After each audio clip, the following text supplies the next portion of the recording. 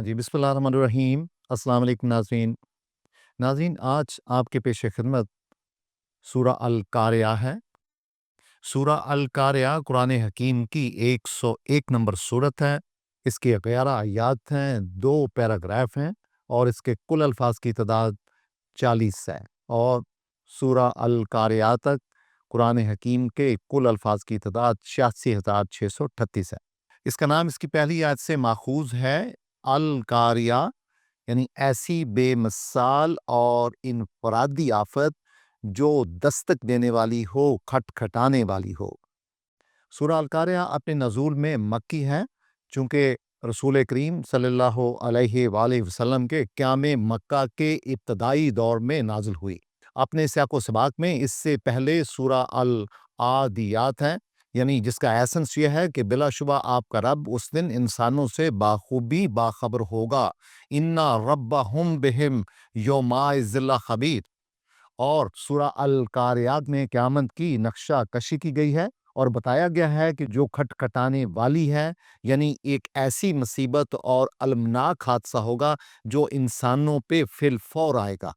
यानी ज़मीन व आसमान की और कायनात की मंजरकशी पाई जाती है और फिर यौम हिसाब और मीज़ान का ज़िक्र पाया जाता है। नाज़रीन, अपने मौज़ू और मज़मून में जो यौम आखिर है और फिर जो क़यामत का नक्शा है, वो इस सूरत में खींचा गया है। और क़यामत एक अलमनाक हादसा होगा और यकीनन वो अचानक आएगी। जिस तरह किसी के दर पे या दरवाज़े पे कोई दस्तक दी जाती है, तो क़यामत भी फिल फौर आएगी, अलमनाक हादसा होगा। और फिर सूरा अल कारिया में एक मंज़रकशी की गई है कि इंसान पतंगों की तरह बिखरे हुए होंगे, पहाड़ रुई के गालों की तरह उड़ रहे होंगे। और फिर यौम हिसाब और मीज़ान व अदल का ज़िक्र है कि इंसानों और उनके अमाल का तख़मीना लगाया जाएगा और जिनकी नेकियां कसीरुल मक़दार होंगी वो जन्नत में हयाते जावदा पाएंगे, और जिनकी बुराइयों या बदियों का पलड़ा भारी होगा वो दोज़ख की गहरी खाई उनकी मुंतज़र होगी। नाज़रीन, फिर सूरा अल कारिया का मरकज़ी ख्याल ये है, क़यामत की मंज़रकशी जो सूरा अल कारिया में की गई है, वो इंसानी असाब में एक हलचल पैदा करती है। गोया कि फ़ियर और फ़ोबिया का समा होता है, और ये जो फ़ज़ा है, ये जो कैफ़ियत है, वो इंसानी दिलो-दिमाग को छेड़ती है। गोया फ़ियर और फ़ोबिया की कैफ़ियत इंसान के लिए इस्लाह का बाइस बनती है और इंसान का दिल इस्लाह नफ्स की तरफ राग़िब होता है। गोया कि मीज़ान अदल जो है, वो इंसान की पैमाइश और मुआवज़ा का दिन होगा। यानी गोया कि जो जन्नत है, वो रूहानी मदारिज का सफ़र है, और जो जहन्नम है, गो कि वो एक अलमनाक किस्म का अज़ाब होगा, और उसमें जहन्नम की आग जो है, इंसान को उससे वास्ता पड़ेगा, जो बद लोग होंगे। लेकिन एक व्यू ये है फ़िलॉसफ़र्स का या मुफ़स्सिरीन का कि वो भी जन्नत में दाखिल होंगे, लेकिन अपनी सज़ा पाने के बाद, अपनी पाकीज़गी के बाद। तो नाज़रीन, सूरा अल कारिया के 2 पैराग्राफ हैं। इसका पहला पैराग्राफ क़यामत का मंज़रनामा है और उसमें 1 से 5 आयत पाई जाती हैं। अल कारिया ग्रामर की नज़र में इसमें फ़ाइल है, मार्फ़ा है, फिर ये वाहिद मुअन्नस है और मरफ़ू है। मरफ़ू क्यों है? क्योंकि ये मुब्तदा है। यानी जिसका मतलब ये हुआ कि वो मुनफ़रद आफ़त या अलमनाक मुसीबत जो दस्तक देने का फ़र्ज़ अंजाम देने वाली होगी। नाज़रीन, क़राअ, क़ाफ़, रे, काफ़, रा, आइन। क़राअ का मतलब होता है किसी एक नुक्ते को ज़रब लगाना। तो गोया कि अल कारिया में क्या होगा कि जो क़यामत होगी उसमें एक नुक्ते को ज़रब लगाई जाएगी, तो पूरी कायनात गिर जाएगी, मुनहदम हो जाएगी। जिसका मतलब ये हुआ कि किसी चीज़ पे दस्तक देगी वो, और ये सारी चीज़ें अचानक होंगी। और साइंस की नज़र में नाज़रीन हम इसको समझ सकते हैं कि वाइज़ा नुक़िरा फ़िन नक़ूर, कि जब नकारा में से सूर फूँका जाएगा, नकारा में से एक ख़ास तरह की आवाज़ बरामद होगी, तो उससे क्या होगा कि कायनात में जो वेव्स पैदा होंगी, और वो साउंड वेव्स जो हैं, वो जब कायनात में पैदा होंगी तो उनसे हीट वेव्स पैदा होंगी। और हीट जो है, वो ज़ाहिर है कि एटम्स और मॉलिक्यूल्स को जब तहरीक देंगी, तो उससे पूरी कायनात जो है वो हिल जाएगी और तबाही की तरफ चलनी शुरू हो जाएगी। और यहाँ अल कारिया से मुराद यही है। माल कारिया, क्या आप वो समझते हैं कि ये दस्तक देने वाली मुसीबत या आफ़त किसी नुक्ते को कैसे ज़रब लगाएगी? इसमें जो माँ है, वो इसमें इस्तफ़हामिया یعنی معنی رکھتا ہے۔ ما جو ہے وہ اس میں ایک سنگینی کا اضافہ کرتا ہے، اس کی شدت اور حدت کی نقشہ کشی کرتا ہے۔ تو مل سے جب ہم استفہامیہ میں معنی پیدا ہوتا ہے تو یہ بڑا خوبصورت اسلوب ہے قرآن حکیم کا کہ ایک بات کو رس دینے کے لیے وہاں پہ ایک سوالیہ انداز لیا جاتا ہے، ایک استفہامیہ انداز سے بات کی جاتی ہے۔ القاریہ مل قاریہ، کہ القاریہ کیا ہے، اور پھر سوال کیا جاتا ہے کہ آپ سمجھتے ہیں کہ قاریہ کیا ہے؟ وَمَا أَدْرَكَ مَا الْقَارِعَةُ، تو کیا، یعنی اے رسول کریم صلی اللہ علیہ وسلم، آپ کو کیا معلوم کہ وہ کون سا نقطہ ہے جس کو یہ القاریہ یعنی جو قیامت ہے یہ چھیڑنے والی ہوگی یا دستک دینے والی ہوگی یا اس کو ضرب لگانے والی ہوگی۔ تو یہاں ہم دیکھ سکتے ہیں کہ ناظرین جو واو ہے وہ حرف عطف ہے، ما جو ہے وہ ریلیٹو پروناؤن ہے لیکن استفہامیہ کا معنی پیدا کرتا ہے، اور ادرکو یعنی فعل ماضی ہے، اور یہ 4 نمبر فارم ہے افعال کی، اور ما پھر استفہامیہ کا معنی پیدا کرتا ہے، اور القاریہ جو ہے وہ اسم ہے اور فاعل ہے اور مرفوع ہے۔ یوم یکون الناس کالفراش المبثوث، یعنی جس دن کھٹکھٹانے والی یا دستک دینے والی ایک مخصوص مقام پہ ضرب لگا چکی ہوگی تو لوگ اس طرح ہو جائیں گے جس طرح پتنگوں کو بخیر دیا جاتا ہے۔ اس میں ناظرین ہم دیکھ سکتے ہیں فراش کہتے ہیں، یعنی پروانے مراد ہیں، فراش سے مراد پروانے ہیں، تو گویا اس سے انسانی ذوف اور بے بسی کی طرف اشارہ پایا جاتا ہے۔ المبسوس کہتے ہیں بسا سے، جس کا مطلب ہے کسی چیز کا شدت سے بکھر جانا یا بکھرا ہوا۔ یوم جو ہے یہ ناظرین اس میں منصوب ہے، واحد مذکر ہے، یکونا فعل مضارع ہے اور مصدر کے فارم میں پایا جاتا ہے، مصدر ہے۔ الناس اس میں معرفہ باللام ہے اور جمع ہے اور اسم ہے اور مرفوع ہے، اور کل فراش، کل حرف جر ہے جس کا مطلب ہے کی طرح، اور کل فراش جو ہے ناظرین یہ مرکب جاری ہے، اس میں کا جو ہے حرف جر ہے اور فراش جو ہے معرفہ ہے اور اس میں مکسور ہے، مؤنث ہے اور مجرور ہے، اور المبسوس ناظرین مرکب اضافی ہے، کل فراش المبسوس جو ہے یہ مرکب اضافی ہوا، اور اس میں جو فراش ہے وہ مضاف ہے، اور جو المبسوس ہے جو کہ اس میں معرفہ ہے اور باللام ہے، اور یہ مضاف الیہ ہوا، اور یہ معرفہ بھی ہے اور اس میں مفعول بھی ہے یہاں پہ، اور جب کل فراش یعنی مرکب جاری ہوا اور فراش المبسوس جو ہے یہ مرکب اضافی ہوا۔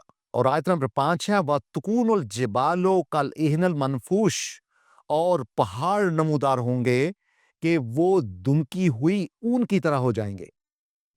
یہاں پہ الجبال جو ہے جبل کی جمع ہے، یعنی جس کا مطلب پہاڑ ہوتا ہے، مگر یہ لفظ عظیم الشان انسانوں پر بھی بولا جاتا ہے، بعض اوقات یہ ثبات کے معنی میں بھی آتا ہے اور اس لحاظ سے بھی اس کا استعمال پایا جاتا ہے۔ تو ناظرین واو ہے، حرف عطف ہے، تکونا جو ہے فعل مضارع ہے لیکن ناقص مرفوع ہے۔ الجبال ناظرین جو ہے اس میں معرفہ باللام ہے اور یہ جمع ہے اور مؤنث ہے۔ قل اہن مرکب جاری ہے، اور اہن جو ہے الاہن ہے بیسیکلی، یہ اس میں معرفہ ہے، واحد ہے، مذکر ہے، مجرور ہے۔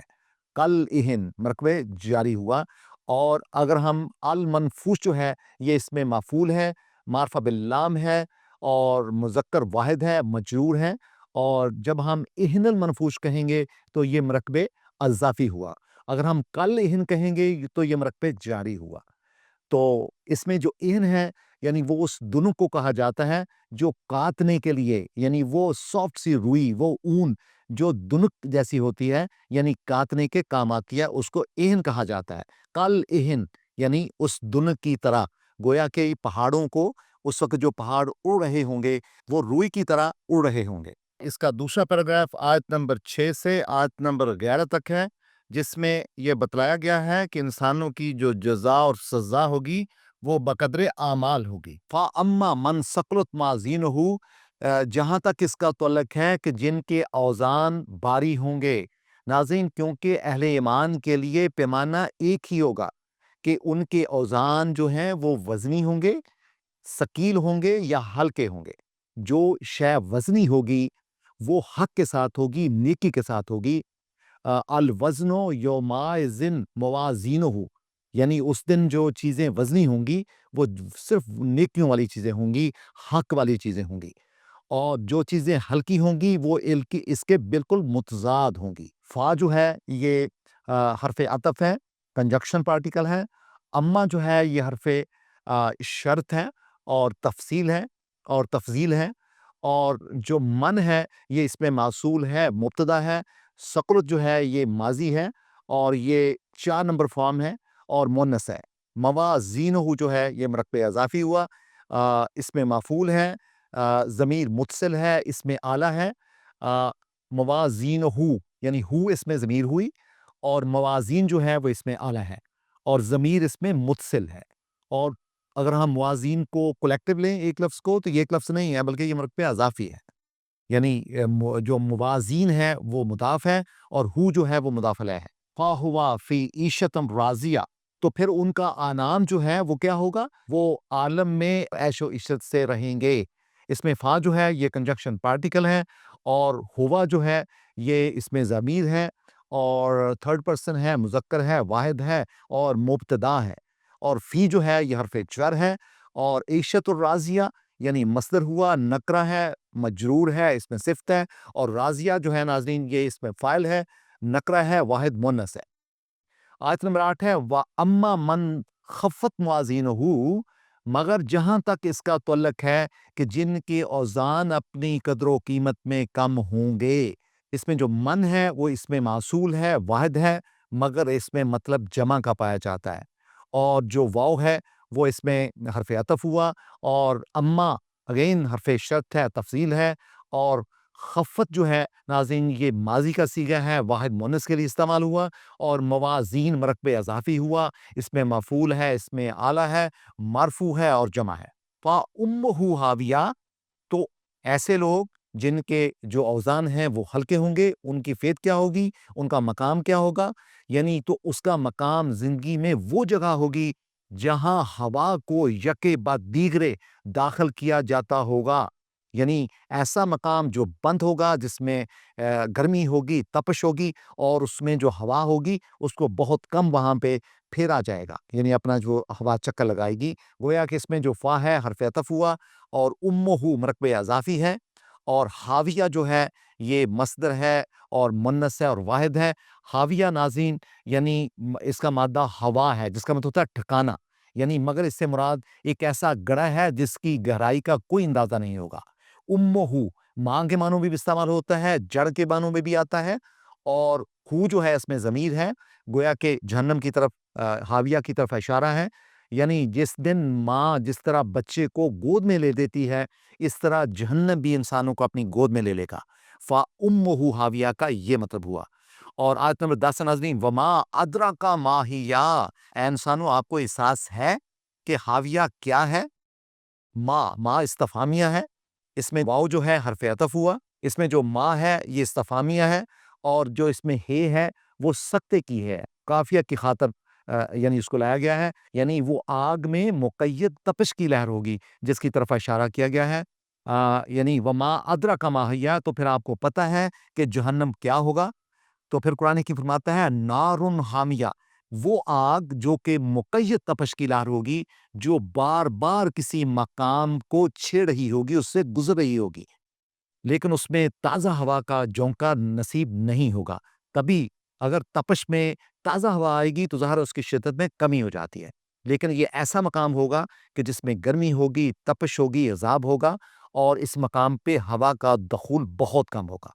تو ناظرین اس میں جو نار ہے وہ اس میں نکرہ ہے اور مونس ہے، اور پھر یہ خبر ہے، اس میں مرفوع ہے، اور المبتدا کے طور پہ یہاں پہ لایا گیا ہے اسے، اور حامیہ جو ہے یہ اس میں فاعل ہے اور واحد ہے، مونس ہے۔ تو ہم دیکھ سکتے ہیں کہ جو خبر ہے ناظرین اس کو مبتدا میں یعنی اول میں ذکر کیا گیا ہے، اور حامیہ کو بعد میں ذکر کیا گیا ہے، گویا کہ نار جو ہے اس کی شدت اور حدت کو واضح کرنا اس آیت کا مقصد ہے۔ ناظرین سورہ القاریہ کا مفہوم یہ ہے کہ قرآن حکیم راہ ہدایت کا علمبردار ہے، اور انسانوں کی ہیت اور ان کے جو فہم کے آلات ہیں، جو ان کے کوائے فہم ہیں، اس ہدایت کے طالب ہیں کہ ان کو ایک سٹیمولس ملے، ان کو ایک سٹرائک ملے۔ لہٰذا القاریہ ایک ناگہانی آفت جب مصیبت بن کر جنگ و جدل کی صورت میں یا فطری اور روحانی قیامت کی شکل میں وارد ہوتی ہے، انسانوں پہ وار کرتی ہے، تو حضرت انسان اس سے سبق لیتا ہے اور اندھیرے سے اجالے میں آ جاتا ہے۔ لہٰذا جب القاریہ قیامت کبریٰ کے طور پہ واقعہ ہوگی تو یہ کتنا بھیانک منظر ہوگا جو انسانوں کو راہ راست پہ لانے کے لیے کافی ہے۔ اور پھر قرآن حکیم فرماتا ہے سورہ القاریہ میں کہ جو بھاری اوزان ہیں اور جو ہلکے بوجھ ہیں وہ جنت اور دوزخ کی طرف اشارہ کرتے ہیں۔ گویا کہ جو بھاری اوزان ہوں گے وہ جنت کی طرف لے کے جائیں گے، اور جو ہلکے اوزان ہوں گے وہ جہنم کی طرف لے کے جائیں گے۔ تو اس سے مراد انسانوں کو تنبیہ کی گئی ہے کہ اس دنیا میں تاکہ اپنے اعمال کی درستگی کریں، تو یقیناً انسان کی نفسیات بھی ایسی ہے جو کہ خوف سے اور فیر سے راہ راست پہ آتی ہے، اور موت کا خوف، قیامت کا خوف جو ہے وہ انسانوں کو راہ راست پہ لانے کا موجب ہوتا ہے۔ سورہ القاریہ بھی انسانی انداز فکر کو جھنجھوڑتی ہے کہ وہ خالق کی عبادات اور مخلوق کی خدمت کرے۔ الذین آمنوا وعملوا الصالحات، اسلام کا پیغام بہت خوبصورتی کے ساتھ اس 4 الفاظ میں کیپسولڈ ہے، انکیپسولیٹڈ ہے، کہ وہ لوگ جو ایمان کے دعوے دار ہیں یا جو ایمان لاتے ہیں اور اچھے عمل کرتے ہیں، اللہ تعالیٰ کی ذات فرماتے ہیں سورہ القاریہ میں ان کے اوزان جو ہیں وہ یقیناً وزنی ہوں گے اور ان کا ٹھکانہ جنت ہوگا۔ تو دوستو، سورہ القاریہ اپنی 11 آیات اور 40 الفاظ کے ساتھ ہمیں دعوت فکر و تدبر دیتی ہے کہ ہم اس سورت کے الفاظ اور معانی کو صرف و نحو کے پرزم سے گزاریں، ایک ایک لفظ کے سمجھیں، اس کے اعراب پہ غور کریں، اور اس کے سٹیمولس سے اور اس کی یعنی انسائٹمنٹ سے اپنی جو بری عادات ہیں ان کو راہ راست پہ لائیں، اور اس مفہوم کو، سورہ القاریہ کے مفہوم کو اپنی زندگیوں، سورہ القاریہ جو مفہوم پیدا کرتی ہے اس کو اپنا شعار بنائیں، اور اپنی جو ہماری روزمرہ کی عادات ہیں، جو اعمال ہیں، ان میں ہم ان کو انسرٹ کریں۔ سورہ القاریہ ہمیں پکارتی ہے، ہمیں دعوت دیتی ہے کہ اس کی خوبصورت آیات کو ہم اپنی نمازوں کا حصہ بنائیں، تاکہ اس کا جو مفہوم ہے اس کے اثرات ہماری دل و دماغ تک اور ہمارے نفس اور روح تک پہنچے۔ ناظرین، بہت شکریہ۔ اللہ حافظ، فی امان اللہ۔